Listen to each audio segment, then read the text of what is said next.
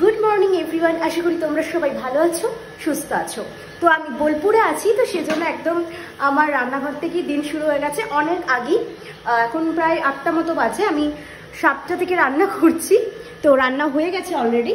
এখানে হচ্ছে ঢ্যাঁড়স আলুর তরকারি পেঁয়াজ দিয়ে, আর এটা হচ্ছে বেগুন ভাজা, আর উচ্ছে আলু ভাতে দেবো, ভাত করবো, ওটা করতে বাকি আছে। আর এখানে আমার চা হচ্ছে। তো এবার এক্সারসাইজটা করে নিই, তারপর আবার রেডি হয়ে কলেজ যাব।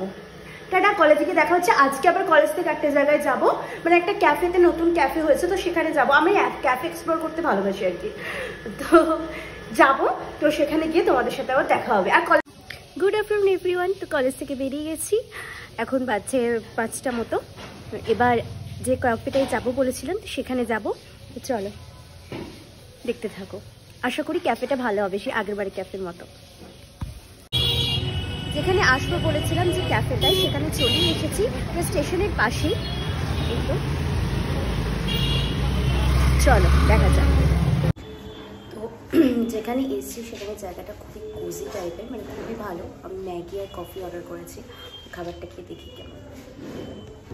খাবারটা তো যথেষ্ট সুন্দরভাবে সাজিয়ে দিয়েছে, খেতেও খুবই সুন্দর। ক্যাফেটেরিয়াটা সত্যি ভীষণই সুন্দর ছিল, খাবারগুলো অসাধারণ ছিল। তোমরা এখানে আসতে পারো।